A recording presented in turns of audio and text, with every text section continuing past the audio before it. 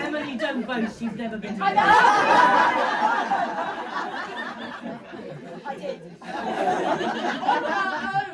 On my own.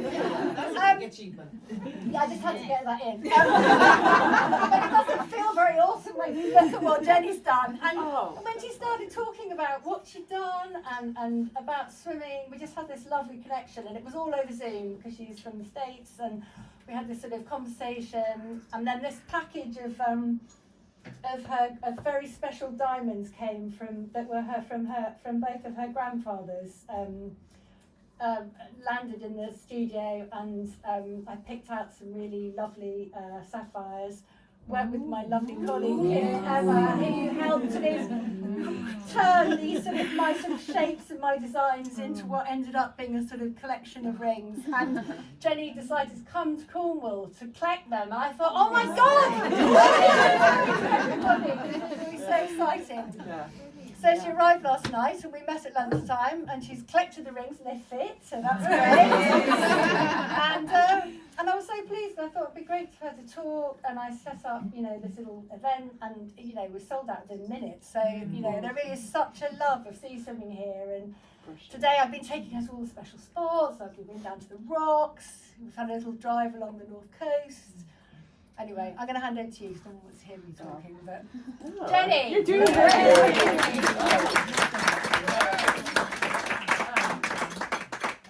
I don't want to be right in the light. I would love to keep this more as a casual conversation.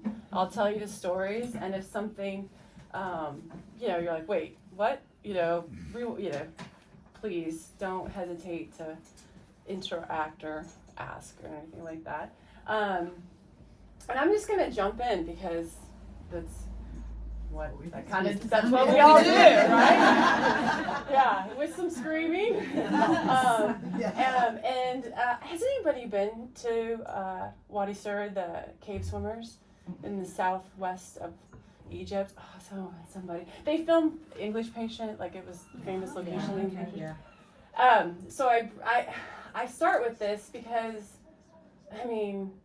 we're doing something that,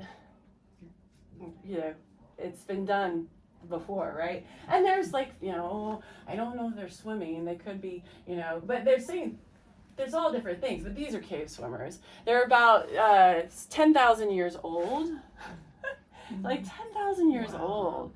So, and this is in the Sahara, on the Libyan plain of the south part, and it's Egypt. And for me, this is the common thread, right? This is humanity. This is humility. We do this because we want to swim, and we want to be a part of the sea, and we want to be in a community get together. So I come back, and you'll see that to me, this is very woven into kind of like the fabric of who I am, and kind of a theme I keep with. I chose these photos because they mean so much to me, and this is just pure joy.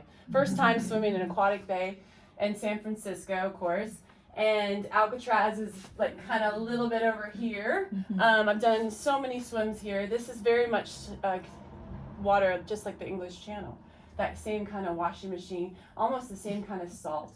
But once you get out from the bridge, it's like the ocean breathes. It's just this, she just breathes. And that's just makes me happy to see me happy. This is in Myrtleville in Ireland, and for me, and especially being in this space, Emily was telling me about Mickey, this is like women, and I'm the only woman. And it's super powerful, because not only I was the fastest woman, I was fastest human. How about that? And this is for me, this sport, I don't hate singing, but it's a sport, it's a hobby, it's a lifestyle for me. And it's kind of the only time I've ever felt like equal with men. Like there was no, and I don't mean to be so gendery at all, but I guess because we were all just swimmers, and maybe that's where I felt it. But it's very empowering. And then this is in the English Channel, and you can't tell, but I'm smiling. Like I am so happy to be there. I'm so happy to be here. This is my training lane. This is my lane line. That's Lookout Mountain. This is the Tennessee River in Chattanooga. I come in. This is the boarding school I teach at, and I come in. There's a little slip here, and I have to be so careful because there's boats and nobody's expecting swimmers. So I drag a paddleboard with 2 buoys on it. And or buoys, and it's this is kind of my secret sauce because it's it's a dammed river. So I check my app and I say, oh, they have 3 generators open, so that's 65,000 cubic feet per square inch or whatever CFS that they're pushing through. So I could go 2.5 hours, 3 hours upstream. It could take me 7 to 10 minutes, and I'm back down. So I swim upstream, which is very you can go metaphorically right forever. The cliffs, of course. And then this is Dunsky Castle. This is the North Channel, and down here, just places I've swam around the world. My son and I off of Oahu. My mother's from Oahu. We'll get back to this water. Actually, not too far. Cocoa Crater, Waikiki's over here, and we're probably like 4 miles off the shoreline, just goofing around. This is before I attempted to swim the Molokai Channel. Mount Cook, this is in New Zealand. So I swam North Island. I swim every lake I could down the South Island. Miami, Florida, back in San Francisco, Lake Wanaka. Has anyone been there? The tree? It's beautiful. Yeah, and I kept swimming around the tree, and they were losing. The tourists were like losing their mind because it's one tree in this lake, and I'm like. I have a feeling the Penzance, these swimmers here would do the same thing. Canada, our boat, this is in Ireland, the anchor slipped, we were going into another boat, the boat wouldn't start. This is when I found out that plastic boats are bad, which I have a plastic boat. And so I swam it out, Melbourne, Australia. Lake swimming. So there's a really big difference between swimming in the sea and in lakes, right? Freshwater is really hard on your joints. You don't have the buoyancy. Lake Titicaca, this is in Peru. Super deep, high elevation, very cold on the edges, warm in the center. This is Lake Tahoe. This is the width, which I've done the width, and I've done the length. The length is, width is like 8 miles maybe, 8 to 10. You do the most narrow width, so, and then, no, you do the true width, so maybe that is like, excuse me, and then the length is, I think it's 24 miles. Same thing, granite, bowls, basically, and like soup, your soup is the warmest in the center, and the edges are chilly. So it's kind of strange. The other strange thing is, when you swim out here, you have this chatter, talk, conversation with the rocks and the sand and the water and the creatures and the seaweed and the plants. Well, not in lakes. It's an abyss. It's your own echo coming back. And if you say, what's your hardest swim? Yeah, it is scary. And you do these at night. So then it's dark here, dark there, and I would turn and do backstroke to try to ground myself and or find out where I am, right? Because I've been lost. So very different experiences. And it's spooky, yes. Why do they do it at night? Less boat traffic and winds will settle down at night. That cooler air comes in from the mountains and it pushes that down. So, yeah, good question. Same thing in Catalina Channel, Catalina Island off of California, mainland to mainland. That's a channel swim there, and you do that because of the Santa Ana winds. And the Santa Ana winds are the ones that cause all those fires, that pushes that wind in the fires. So, why are you this person from Indiana? Landlocked, and then Tennessee, no ocean. How in the world? Why would you hear the channel? What? Of course, I started out swimming when I was very young. My mom from Oahu, she couldn't swim, but she could water ski. So she had my brother and I in swim lessons so early. She has a fear of water. She won't go past her knees.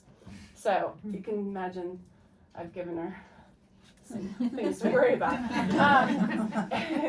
But so primary school, I was probably like, I don't know, 7 or 8 years old, and we had a library class where you learned the Dewey Decimal System and watch slideshows. My Mrs. Moomaw read a book about Trudy Ederle, and Trudy Ederle just stuck in my head. And then, you know, I stopped kind of swimming, and after college, and then I started doing triathlons because you could swim, so, you know, and then I'm like, oh, I like the swimming, and then it kind of came back. So she's such a hero.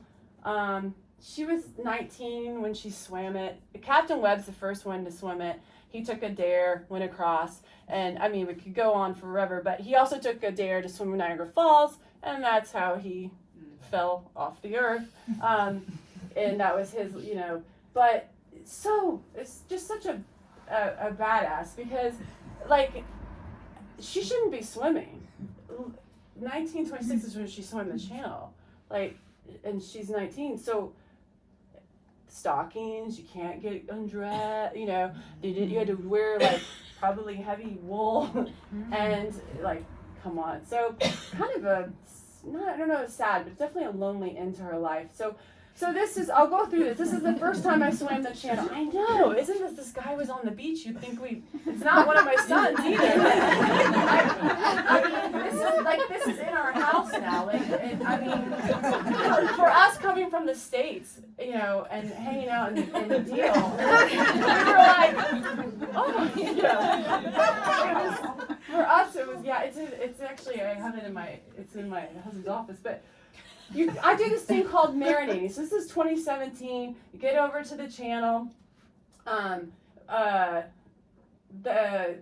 That's any swim coaches, like, you never want to see 2 goggles out of the water. 1 goggle. But I had a amazing time on the channel. Interesting. This is my coach, Ann Cleveland. She passed away 2 months before the channel. She was going to be on my crew. She died of pancreatic cancer, a true mermaid. So my 2 sons, like 11 and 13, and my husband, and then my captains were father and son, Andy King, and I had a boat of men, and then I had me, so it was a very quiet, contemplative, intimate, like it was really amazing. I knew Ann was there. Zane slept on a beanbag the entire time on deck, and then Max did his summer reading. So it was just a super, and everyone's like, oh, you can't take your kids, because what happens? What happens if one of them fall and they hurt and they need to get, your swim's over, right? What happens if they get sick? And, you know, it was maybe risky, but, you know, so's walking across the street when you're not used to people driving the other way.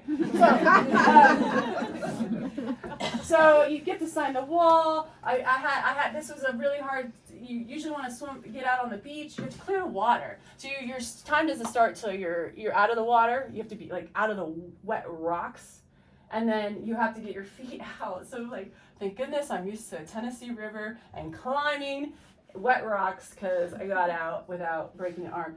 At the end of this swim, I thought it was a big fish, like a dolphin, came up and right under, belly to belly, heart to heart, and it went away. And as Andy King, my pilot, came out in a dinghy to come get me to go back to the boat, I said, did you see that? Did you see that fish? Did you see that fish? And he said, that's not a fish, it's a harbor porpoise.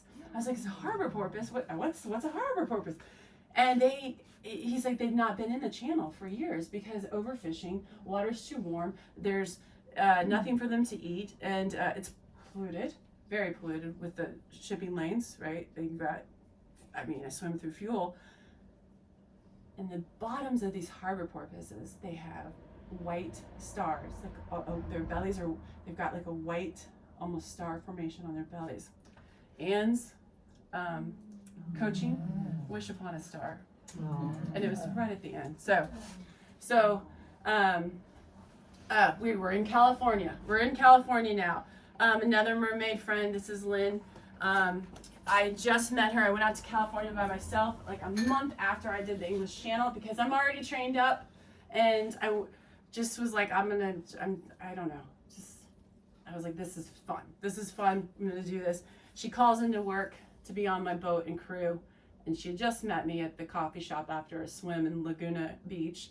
It's Shaw's Cove, and if you go to LA and you want to swim, I'll tell you exactly where to go and what beach to go in and swim. Once again, starting at night because the Santa Ana winds, and you can, and so this swim was like 10 hours and 45 minutes. So I finished at sunrise, so it was a very dark swim, and I think I swam it so fast because I was pretty scared because I had whales. So you pay for people to observe your swims and they log it. So this log from this Catalina swim is phenomenal. We had whales circling and the captain was like, go ahead. And I'm like, no, I'm good. I was just sitting by the boat, like, not sitting on the boat. You can't touch a boat. You can't touch your kayak or anything. I had huge rays come up. I had a chemtrail from the phosphorescence or the bioluminescence. So when I put my hand in, it was like, and then there was actually a trail. I had frat boy dolphins. Anyone know a lot about dolphins? Woo! Juvenile male dolphins. Or reefy dolphins. And they do push each other down on, right? I mean, they travel in these huge pods of like 200 to 300. They go off and they're, I assume they're about 18. I don't know. And they're loud. They're frenetic. They're terrifying. And you wear a glow stick on the bottom of your togs, and you wear a glow stick or a blinking dog light on your goggles. So, things happen. Boats break down, and you could go drifting. So not that Coast Guard's probably going to see that, but maybe. And they were going after every time I feed, they would go after my glow stick. Like, I was like, but then when you finish on Catalina, there's I went to New York. Anyway, when you finish in Catalina, you finish here, this is Catalina, and this is mainland California. And LA's like right here. It's lit like a Christmas tree. It's crazy. But there's the nice friendly dolphins that come up, and I guess they're nice families. I don't know. But that swim? That swim is 20, maybe 21 or 22 miles. Yeah. So, and unfortunately, Lynn also passed 2 years ago. Just a week or so ago. It was pancreatic cancer, and she was a true mermaid. She actually had a little mermaid house on Highway 1 there in California. So it's not lost on me that and Lynn will come back here in a minute to our story time here. So it's called the Triple Crown of swimming. Some guy in the States made this up, and we all do it. And English Channel, Catalina Channel, swim around Manhattan. So go around Manhattan.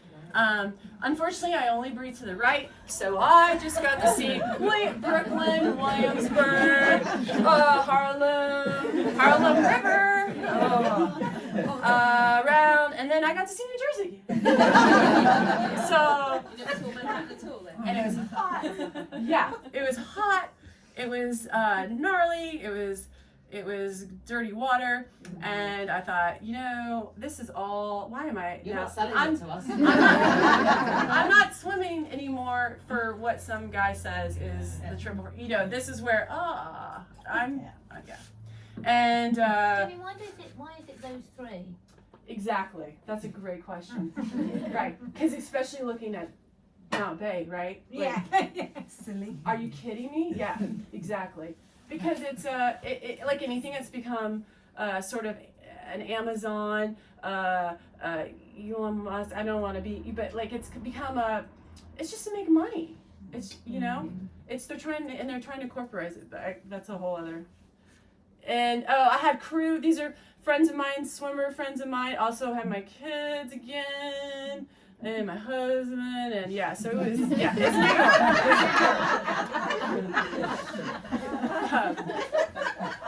You can tell I take my life very seriously.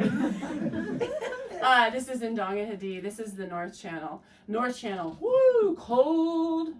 Jenny, I don't think anybody, I didn't know what the North Channel was, so I don't know if anybody knows what the Okay. North Channel is. It sounds really obvious, but I didn't realise.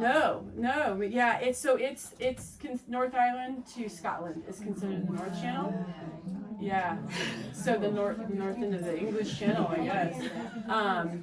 And yeah, this is me. Everywhere I go in the world, I'm always getting people to do yoga.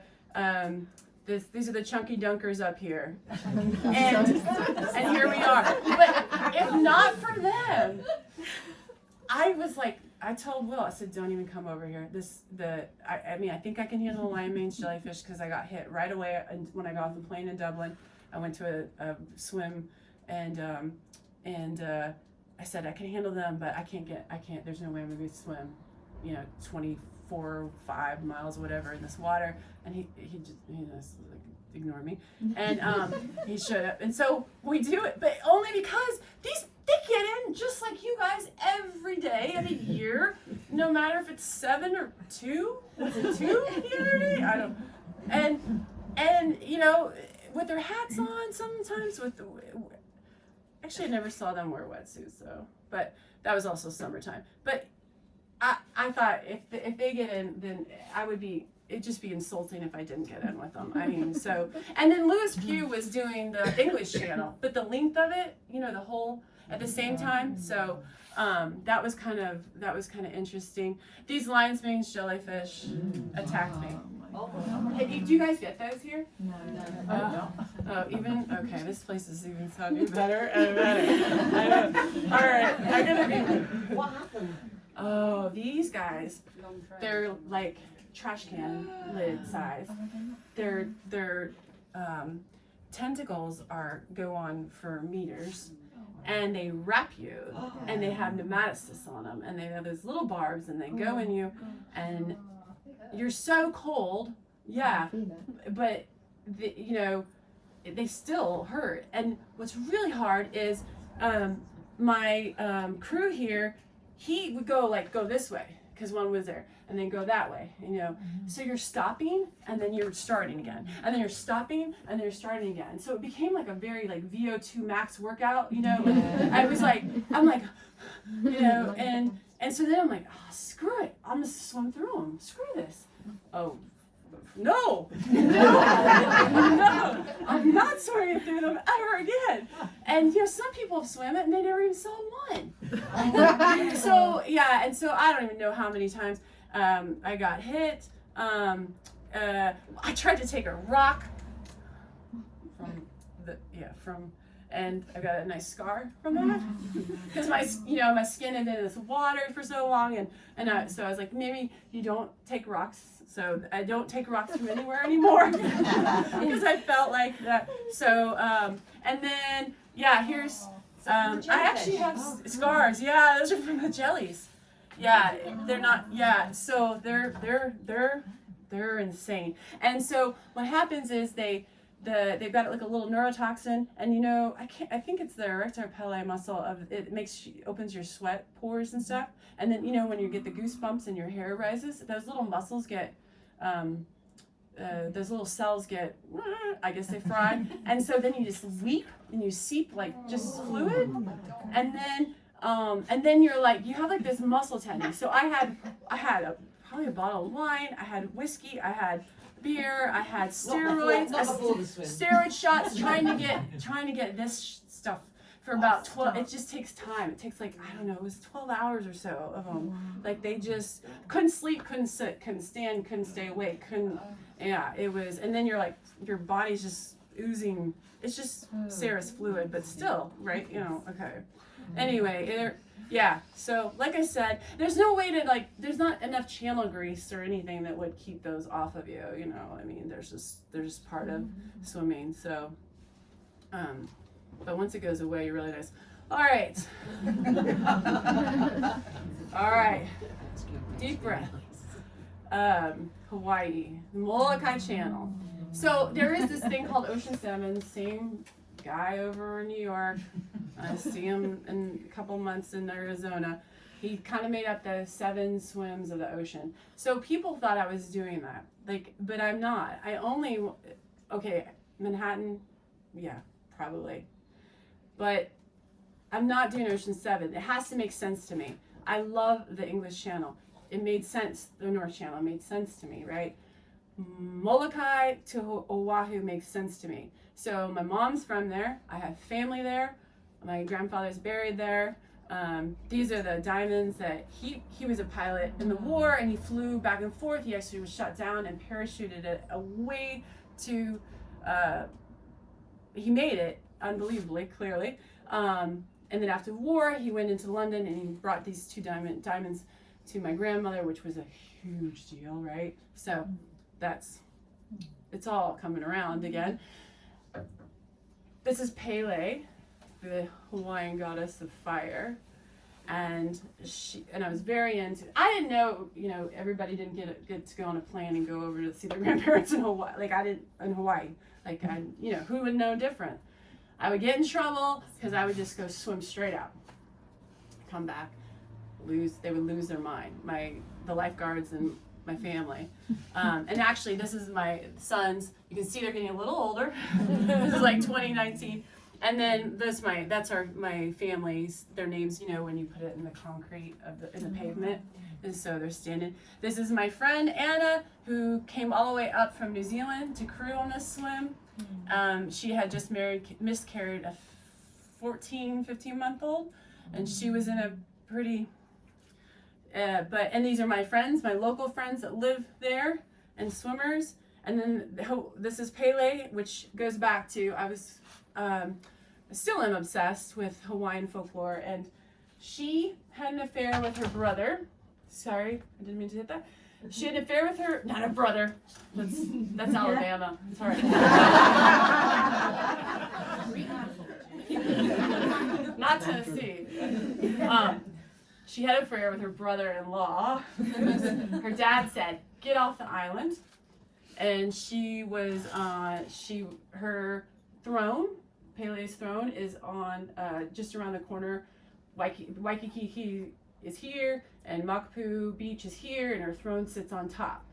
And she dove in from her throne and came down and deep into the sea, and she rose up, and when she rose up through the water, she made Molokai. She's out on Molokai. She doesn't know how to fish. She doesn't know how to swim. She doesn't know there's no food out there. So the shark god, Kamahalu, I can't remember, sometimes you say Manu, shark god, teaches her how to swim, fish. Okay, so, and this is a piece of art I have in my house too.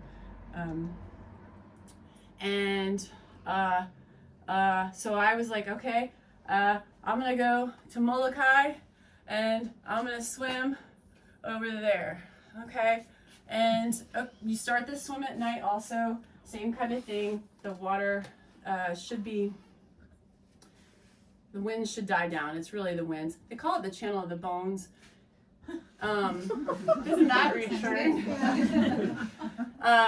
These are my 2 kayakers. That's the captain, Anna, and then Will again. And then take a look at these outboard motors because they'll come back.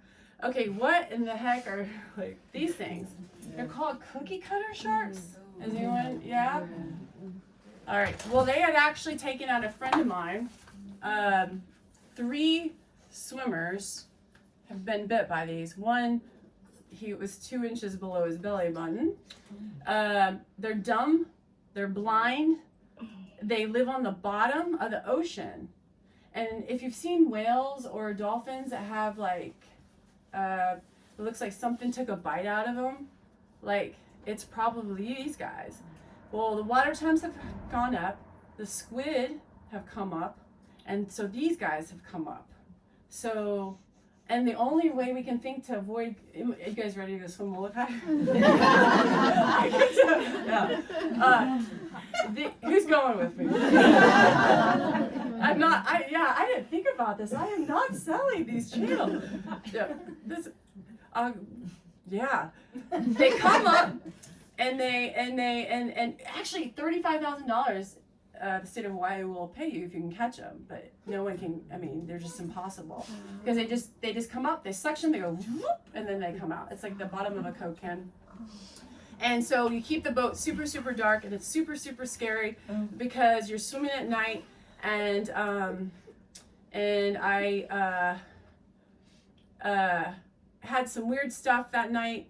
The crazy orbs, phosphorescence, like things we didn't know. I had the frat boy dolphins again, but I'm wearing red lights because the marine light, you know, and they were scary, and you have just see this red, and they're loud. And that pod was like 500.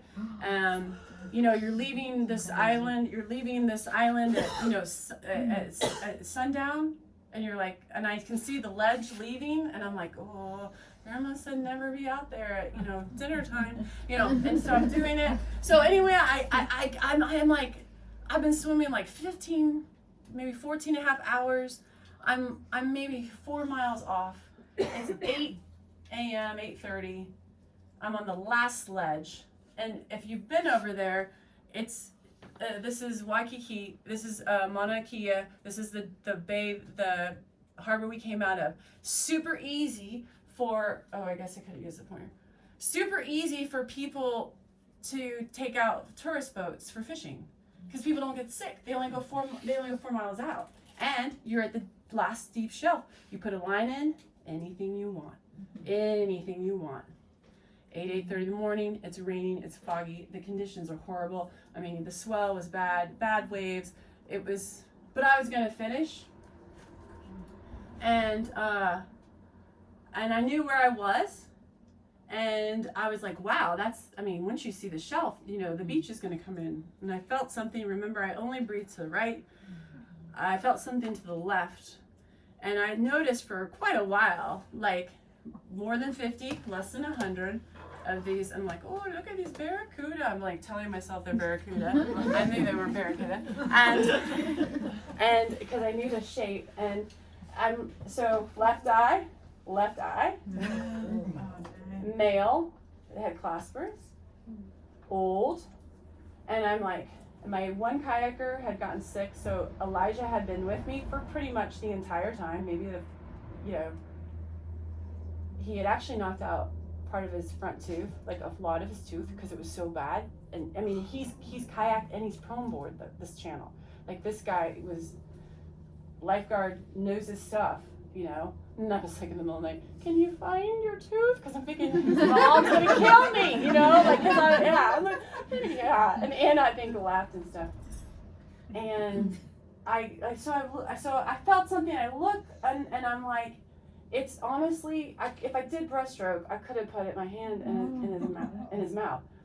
And I'm like, I come back, I'm like, there's no way that is what that is right there. You know, and then I look again, and I'm like, I lifted my head and I said, a really big shark. And I'd seen a white go by. I'd seen a mako go by. They were just single. It was like they were on their way to work. Like they just went. And I remember I was swimming, looking, and I would yell, you know, and so, but this one stayed. And my kayak was dragging a shark deterrent. You have to change the batteries in them every 3 to 4 hours. So I don't know, you don't, that's not my job. I'm just trying to get, you know, everybody home. So I didn't know if it was on. So I cozied up to the kayak, which really, you know, but I didn't want him to go, Elijah to go in. And so, and I also had my buddies earlier one had said, if you use that shark deterrent, the shark's going to come right up to that field and stay there, just like a dog will with an electronic fence. And so, or did it keep them away? We don't, who knows, right? So I have a conversation with the shark. I'm trying to lower my heart rate down because I know I don't want it to think I'm scared. Does that make a difference? Isn't that like, yeah, like that's easy prey, right? Like now there's like how many on the bottom that, you know.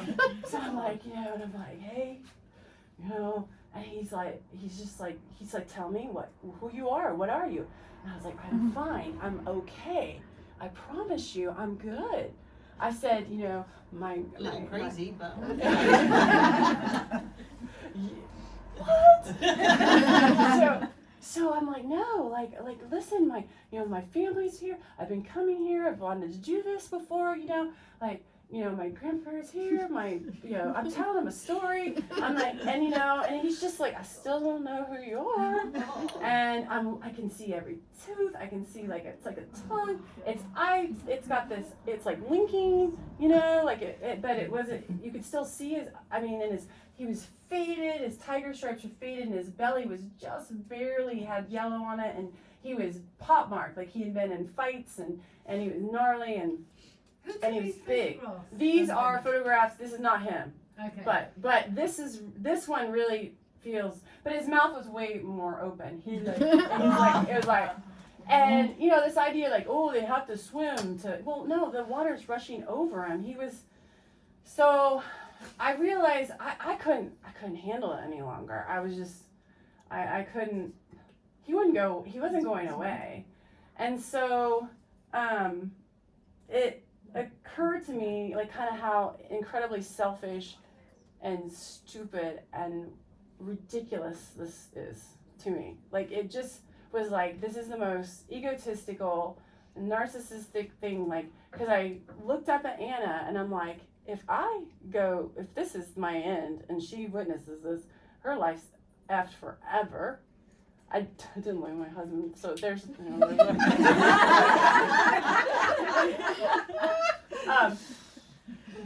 Then I thought about Max and Zane at the house, and I thought, how are they gonna? Like, your mom was eaten by a shark. Like what? Like how? For what? What was she? Was she trained? Was she swimming? Yeah, like. Oh no, she paid and then she got the boat and she did, yeah, like this is your vacation? Like, no, like how it all became so inane and just dumb I just had this whole crisis out there with this shark staring at me. And then Elijah, his face was terror and there was one on his side. So now they are coming up. And I said, I'm done. There's 3. And by that time, it was apparently chaos on the boat. And my friend Anna has since, about a year later, sent me what was happening on the boat. She did a speaking engagement at a corporate retreat about it. And of course, you never know what's going on the boat. And next thing I know, I heard Captain Buckman say, I'll scare them. Threw in a reverse. So now I had those 2 outboards coming at me as I'm swimming fast. And I thought, oh, this is it? No. And somehow Will got the boat stopped and we got on and we got Elijah in and, the sharks, we were the only boat out there. The conditions were too crap for tourists to go fishing. So, and those sharks, these guys are opportunistic, they're lazy, eaters, they just, the boats don't scare them. The boats are just food. They take your catch, right? So it was crazy. And it was really hard. It was really hard. I couldn't close my eyes. It took me weeks. I wanted to go back out there because my friends said we're going to go out there and they were going to do it with me. And I was like, yes. And then Will and Anna were like, no. So, and at the same time, and that's the thing, right? Because I had this incredible, this is a 450 million year old dinosaur sitting right here looking at me, talking to me. And then the same time, fear, flight, reptilian brain, get me that, can I levitate? And, so it was this strange, and same as the dichotomy of, okay, I'm going to go with my friends, I'm going to try this again, and, oh, this is so stupid and egotistical, and what are you trying to prove, right? So this very internal struggle, and, I think I'm still processing it. So probably 6 months later, this is the Pacific, right? The Pacific Ocean. This is Anacapa. It's one of the Channel Islands out in California. Sits about 10 miles off the coastline. So you land in Oxnard and kind of in where Megan and Harry live. You kind of land the beach right in there, Montecito. But so, and this is, you can tell this is it's this very exposed island. And these islands, if you go to LA, forget Catalina, go to these up towards Santa Barbara. You can kayak around them, you can camp on them. They're national parks, and the birding is amazing. Lots of sea lions. And my friend Lynn, Mermaid Lynn from Laguna, she's actually, her ashes are under this arch here. And this is where I started the swim. And I'm like, was scared to death to get in this water and swim this 10 miles. It's super cold, much like the North Channel. What was it? It's like 11. It was 11 the entire time, and 11 Celsius. And I was just nervous. But what was really amazing is I swam through 2 dolphin nurseries.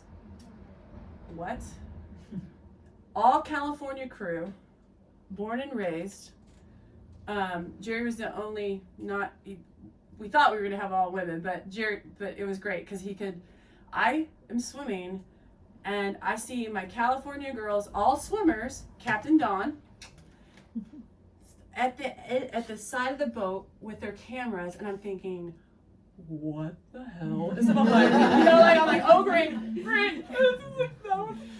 But I hear the chatter and the talk, and it's just soft and sweet, and they're calves and cows. And the first nursery, the calves were this big. Aww. And I'm like, and I was telling them, please don't get near me, but I mean, they weren't. And there's some good video. I can show you guys some video. I didn't put any video in here, but you can kind of see the little guys are next to their moms, and then if you look really hard, no, it's not. There's black and white stripes on me on my one side of me, because Captain Dawn thinks that the animals, because birds will attack you sometimes on these swims, and that's the king snake that's been extinct for I don't know how many thousands of years. But I'm like, yes, whatever you think is going to keep animals away, I will. Yeah. So and these are some really good swim friends of mine. We swim in California and Cabo in Mexico together, and anyway, I was like, yes, all right. The ocean said it's okay. Come back. You can come back in. So that was an amazing swim, and no frat boys. So life happens, right? So like I have other things that go on. We got a Great Dane couple. That's my goddaughter. This is Fastnet. Donna and I had an experience there. We can talk about. Yeah. That's the southernmost point of Ireland, and I was swimming from the Fastnet into Baltimore. My sons, this guy's down in New Zealand, Max he's 21 now, on a walkabout. Zane's at University of Tennessee at Knoxville. I ski, I ride a motorcycle, I do other things. I take, I camp for weeks in, where you carry everything in, carry it out. California, I do a lot of training out there. Again, here's Angel Island. Here's little Alcatraz. That's a great swim. It's just a mile. That's a great swim. If you go out there, I've got the hookup for you. That's a great group. That's a fun trip to go as a group. And then I heard about this Arch to Arch, Enduroman, but I always say Enduroman. The Marble Arch at Hyde Park to the Arc Triathlon in Paris. Starting here, the Serpentine Club. Anybody? Yeah, they brought champagne at the start. Oh, yeah, I'm like, is this like? I've never had it at the beginning. I think that's wonderful. Yeah. So my crew, Glacier husband, because he moves very slow. And then Lisa Hendy, she's a park ranger. She works in the canyons, Grand Canyon and Phantom Ranch, and she is extraordinary at taking care of feet, and I'll get to that. And Connie, she is her DO, she's her doctorate in physical therapy, and she's like an Ironman, like I don't know how many times over. Also, she and I gone to Worlds a couple times, and Lisa rescues people out of helicopters. I mean, she's literally Laura Croft Tomb Raider. And so here's, you surround yourself with experts, right? Right, people that was my crew the entire time.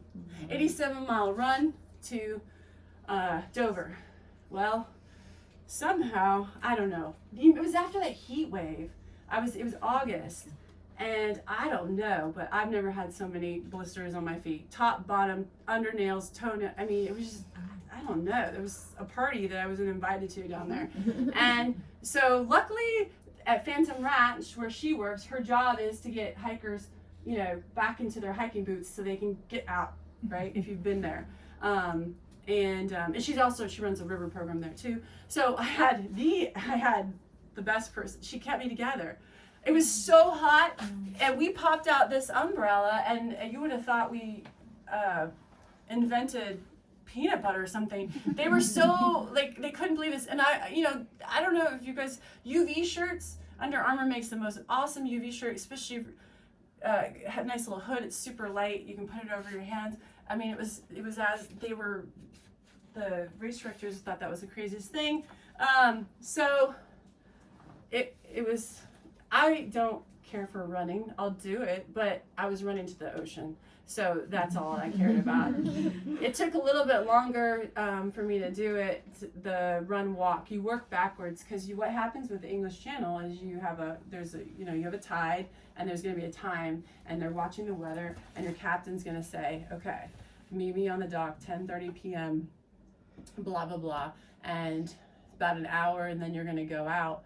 So what we did is I knew I wanted 22 hours to do my run, and then I wanted 8 hours of rest between. Well, I only had about like 4 or 5 hours, I guess, between it, but I only could sleep like an hour anyway. I shoved in some fish and chips.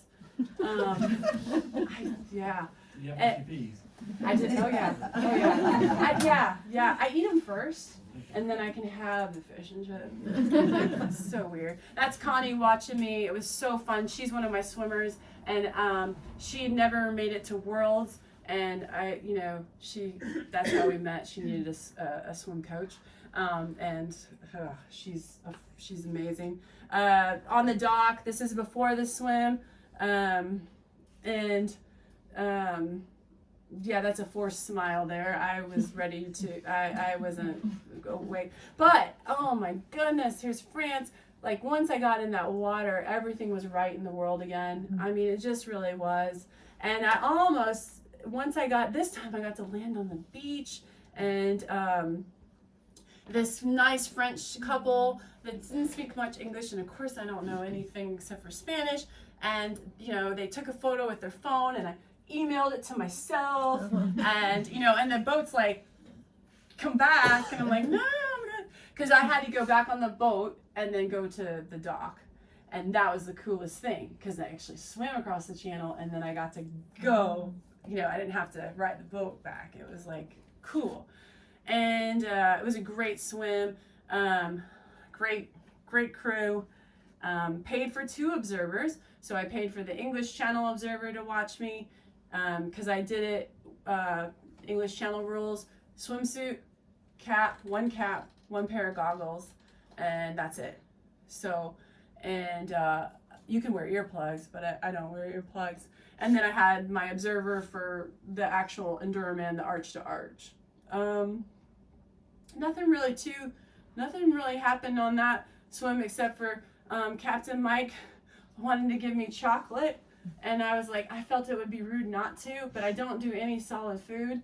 And he's like, I bet you won't. And I'm like, that is so Cadbury. But your mouth is cold, and I keep my mouth open when I swim, and so it was just like, And he's watching me, so I couldn't spit it out. I felt rude, and you don't want to piss off your captain, right? So I don't know.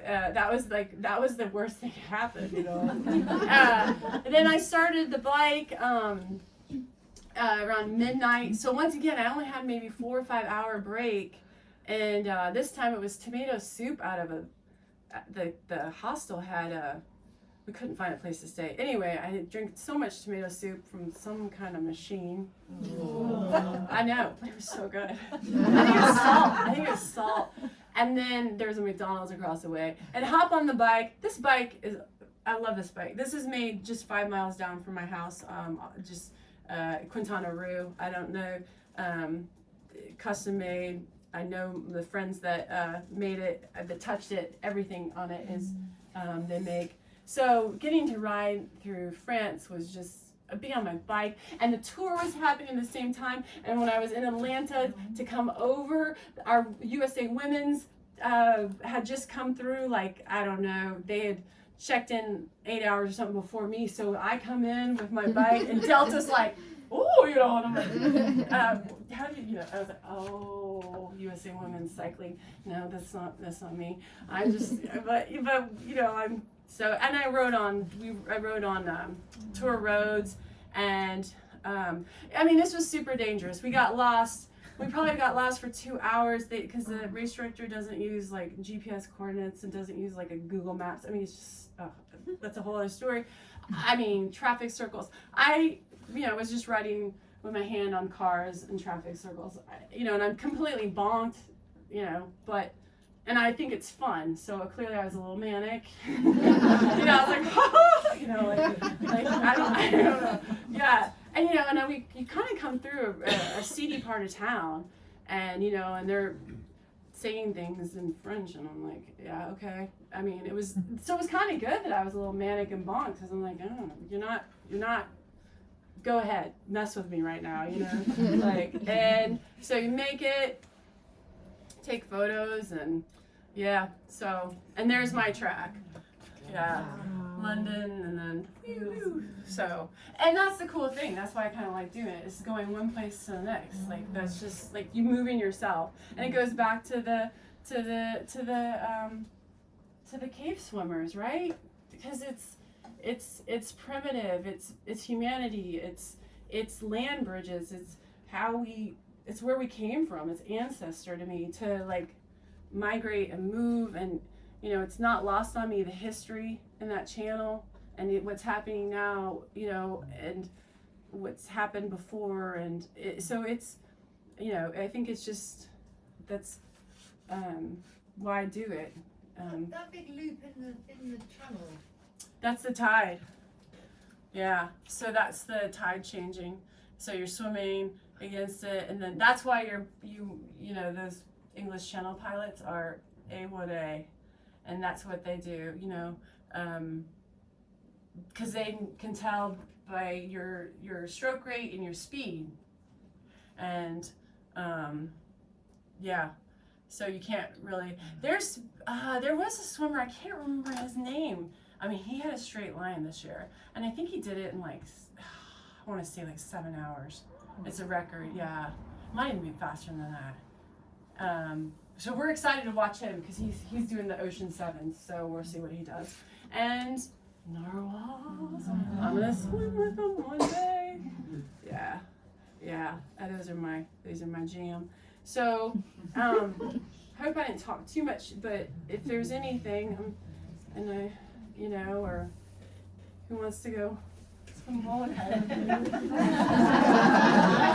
had a question about Trudy Edderbeck. Yes. Edderbeck, yeah. So she said she's extraordinary. Am I right in thinking she was only the first woman to swim? She broke all the records. Mm-hmm. Oh, so she all smashed the guys them. were really pissed off. She smashed them. Yeah.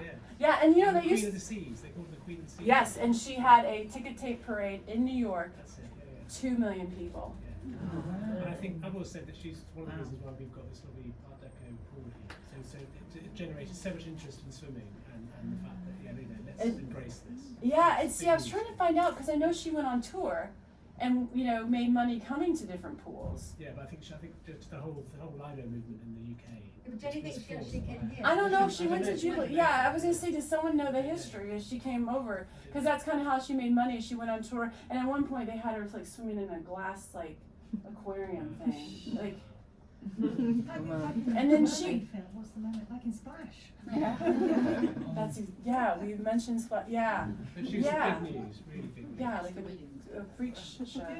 She had measles, so she lost some hearing, and then when she swam the channel, she lost it. So she actually came back to the States too and worked in a deaf school, and but never married, never just she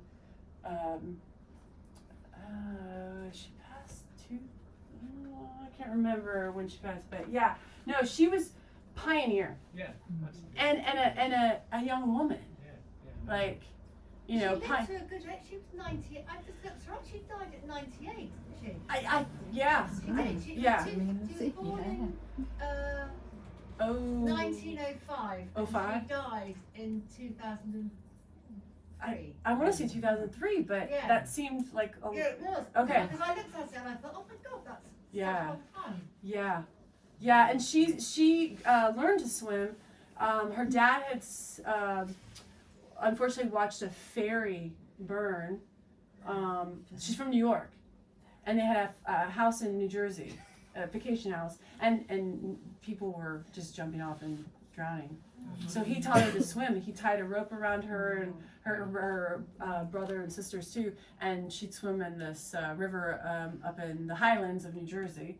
And then there's even a swim in New York, which I would like to do, but it's like $5,000 or something. It's a Trudy Ederle swim, and it's Battery Park to Sandy Hook, New Jersey. So I think it's a solid like 17 miles or something like that.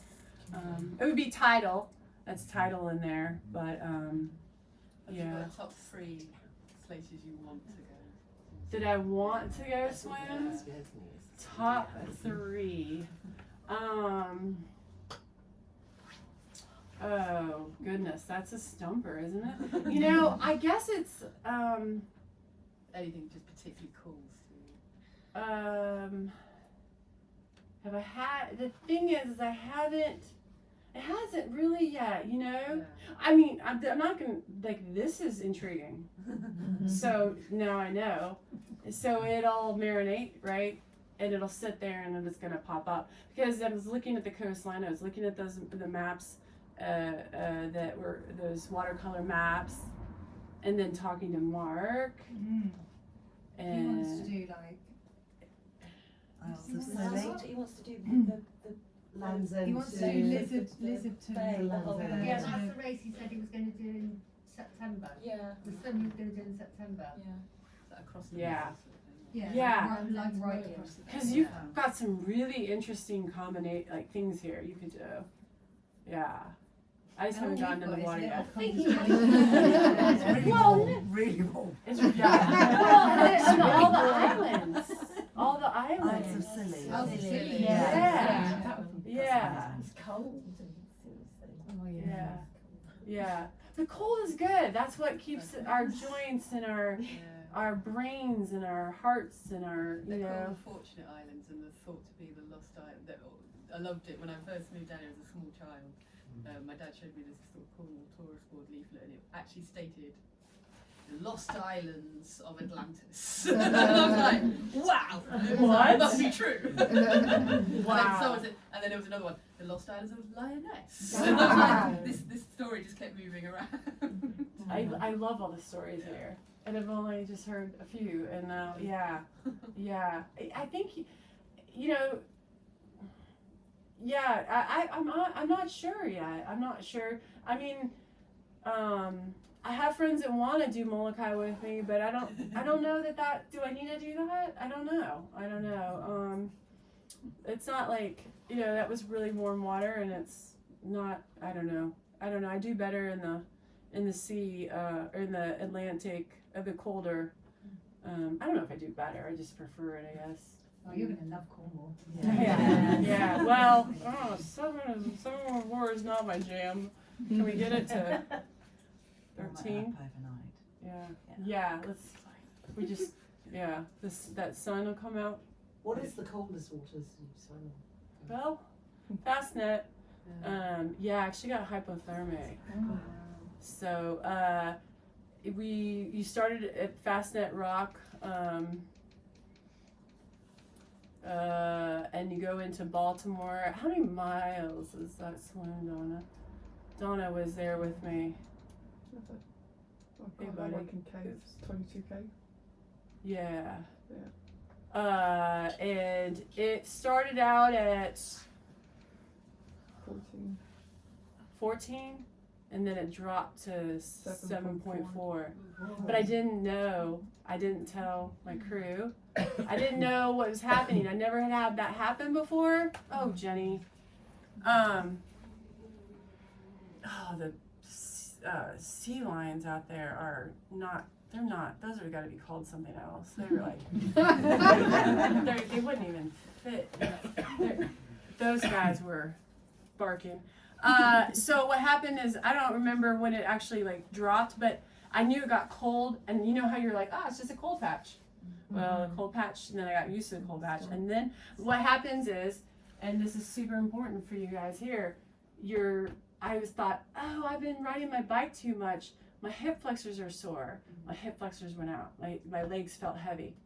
And I was like shrimping. I felt like I was a shrimp this way. And so that was the first thing that happens, because that blood's trying to get back to the heart. And then I was like, it was like, why? I'm having trouble breathing. So I was doing like breaststroke. And also I think swimming's a moving meditation. I teach yoga, I teach meditation too. So for me, it's like, I love to see what comes up on these swims. Like, I love to see what bubbles up and look at it. And I wasn't having that here. I couldn't go there. And then I started counting, which I never count. And I couldn't even count. And then, 5.5 hours. And then I started naming all the people in my lives and like looking at them and like, friends. And then I got to, I said Max and Zane, which they came up on my bike ride too in France, which was, so I said Max and Zane. And I said to myself, are you going to do this? Are you really going to do this? And I'm like, do what? Go under. I go, what? And then I said, I'm having trouble breathing. And then they threw me a rope, and I don't really remember anything else. I remember trying to get in the boat, and I was like, you guys want me to get back in? I don't think I was talking like that. I think I was a little drunk, I was acting drunk, but I wasn't drunk. But anyway, I mean, the good thing is you can recover from that. It's like when you overheat, that's really bad, and that's a hard thing to, but it's I think it was just a learning curve. And knowing to have, when something doesn't feel right, you got to stop and reassess. And Lisa knew right away. I emailed her, and she knew she had, with all her training, she had figured out what had happened and stuff. And so on the bike in France, same thing happened. I was out there, they were leapfrogging, so I wouldn't see them for 45 minutes an hour, the boat or the car or the van. And it was dark, and there were these dogs that were chasing me, and I was like, no, with my French accent, no. Like, why isn't this working? And then I was climbing this hill, and I'm like, oh, has anybody checked in with Max and Zane? I should call them. I should, and I'm like, oh, Max and Zane. So the van, I called the van, I said, you guys need to come back. And I just sleep, like 20 minutes sleep. And I had to get up. Like I was not happy with that. But I was going to fall asleep. So it was like, okay, Max and Zane. So I think it's kind of, I hate, you try to mitigate all the risks, right? you know, we all try to what you can, but things are going to happen. I try not to think like, oh, that's so wrong. I can't believe that happened. But, you know, you got to learn from it. You know, there's something in there. It's, you know, you just got to pivot and stuff. So, I try not to take the risks. But I mean, How long were you chatting to the tiger shark for? you know, Right? Most of us would do it just for a few seconds. You might have been having I was having, yes. And going back to that, I think they said it all was probably, I think like the 7 to 10 minutes, and that's including Buckman coming back on the boat with, you know, putting it in reverse. So there's a tiger research center around the corner on Oahu. And so they interviewed me, or not interviewed, I went in to talk to them because it was a super wild encounter. No one's had this kind of thing. Normally, you know, you pay to go swim with sharks, and, you know, we didn't like bathe the water and all this stuff. And so they were really interested. And plus, when they were like, they were over 50, you know, I think initially I thought there was like about 80, but that's what I'm saying, it's 50 to 100, they would say no. They don't think that tiger sharks, but they don't really know a lot about sharks, you know, and they don't really know a lot about tiger sharks. And so it's not blood, it's pee. They don't know what your pee is. That's what they told me. And now I'm like, What they're attracted to you. well, I think they were attracted to the, and also, since So don't we. Is that what you're saying? no, Is that what you're mitigating the risk? no, I pee and then I swim really fast. I do, I really do. And the other thing is, when your hands are cold, you know, and this pee on your hands, your body already warmed it up. Your body already did all that calories. And I know out in San Francisco, we're like, you never all the peas on her hands. I'm like, oh my gosh, why did I tell these newbies out there this? But this was in San Francisco in the sauna. But that's another good trick. But yeah, no. So they were really interested in it. They wanted to know. You know, they were asking about his, you know, his fin. They couldn't believe it was a male. Usually it's the females that are really curious, but. Well, he was just curious, but yeah, yeah.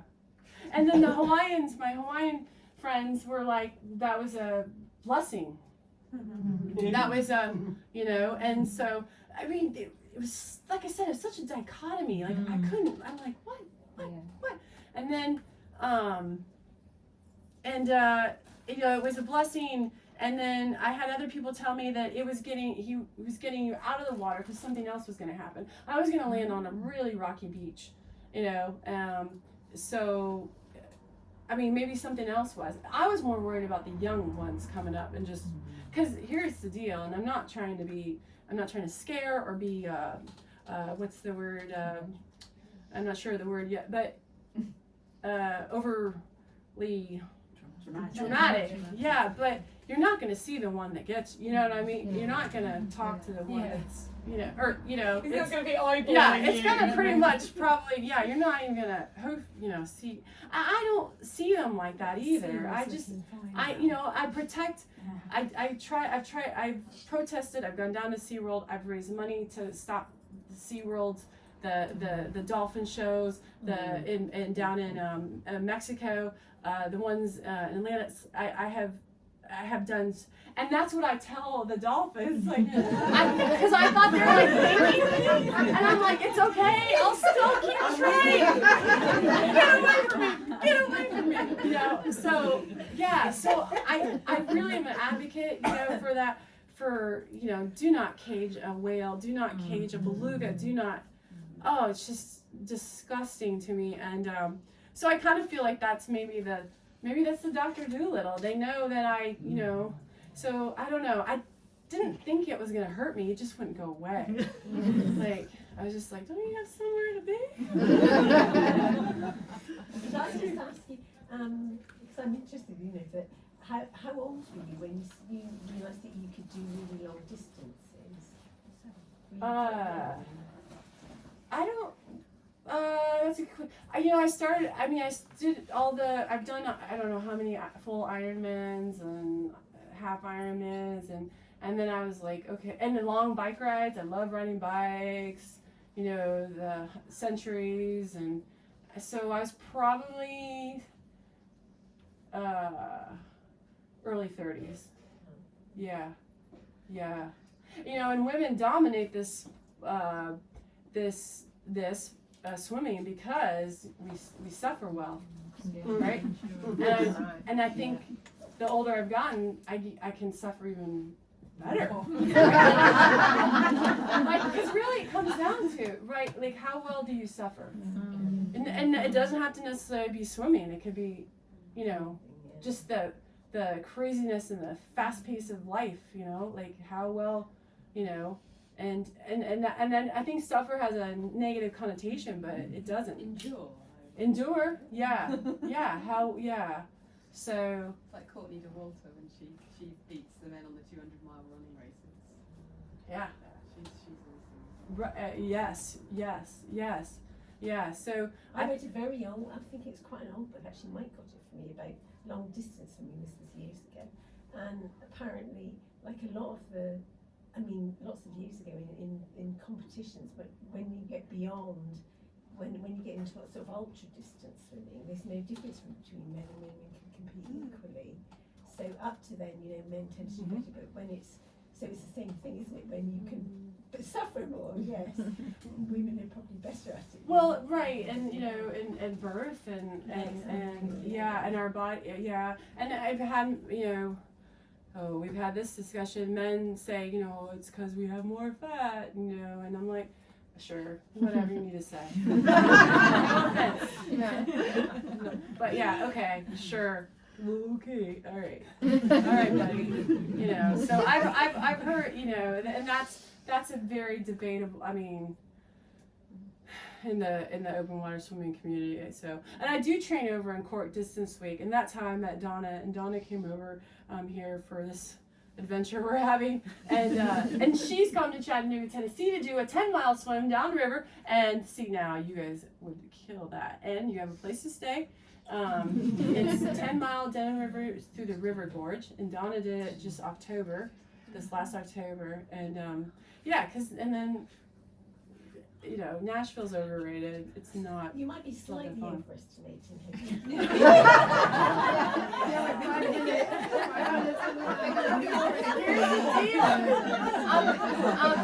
An empty beer can do that. An empty beer can go around Manhattan. It will go around. It will go around.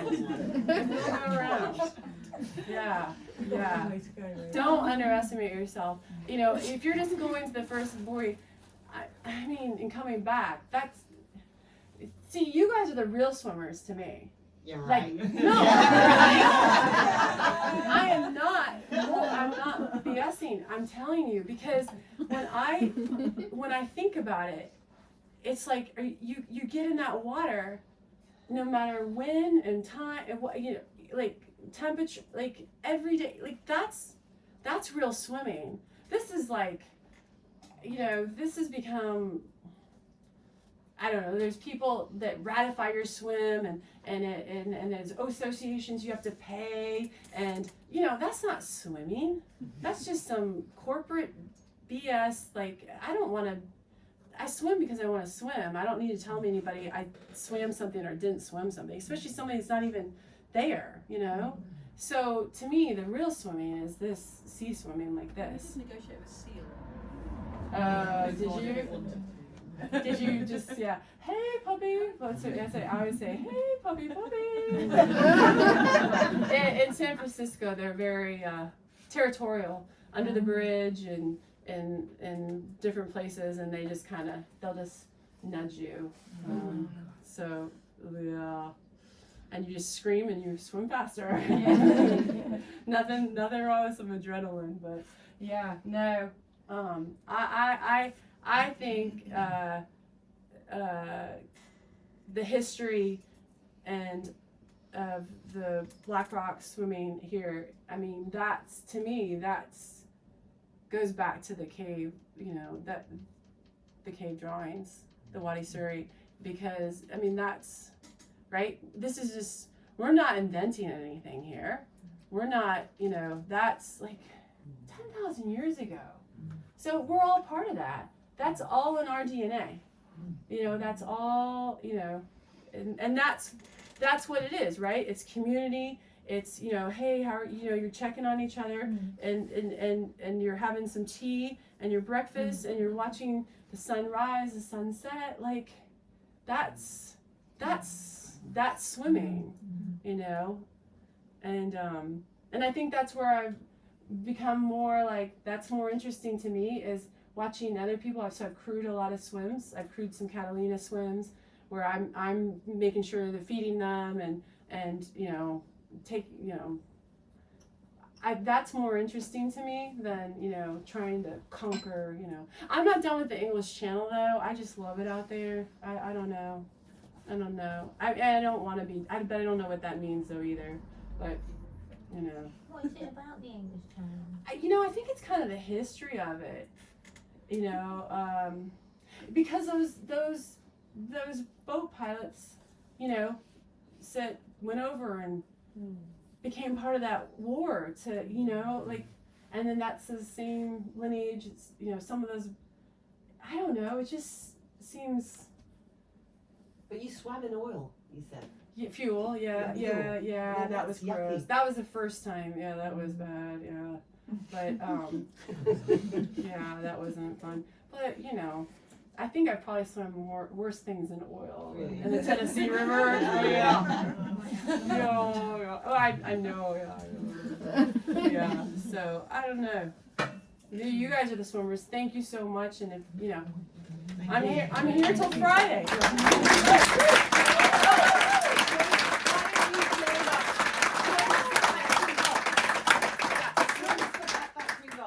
7:30 tomorrow. Oh, okay.